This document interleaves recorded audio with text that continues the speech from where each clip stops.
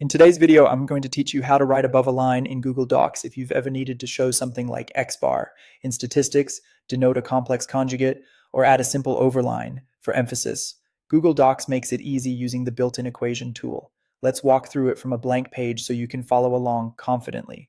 Start by opening your document in Google Docs. You can use any existing file or create a quick test document if you want a clean space to practice.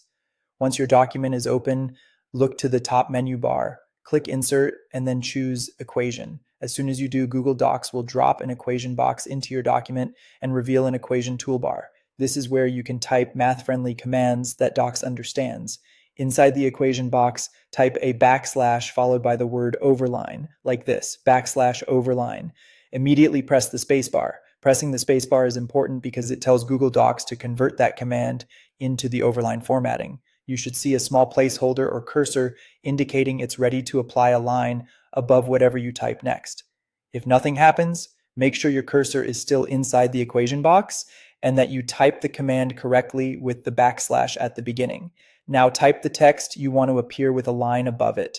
This could be a single letter, a short word, or a set of characters you're using for notation. As you type, you'll see the line stretch to cover your text automatically. If the line appears only over the first character, just keep typing within the same equation field so it stays grouped. The overline will expand as your content grows. When you're happy with how it looks, click anywhere outside the equation box. That finalizes the formatting and places your overline text into the document just like any other inline element. It will move with your paragraph and wrap with your text. If you need to make a change, simply click the formatted equation again. You can edit the text inside or adjust how it fits with the rest of your document. For basic styling, you can select the equation and change its font size or alignment to match surrounding content. Keep in mind that equations use a math-friendly style, so appearance may differ slightly from regular text. And that's it. You now have text displayed with a line above it inside Google Docs.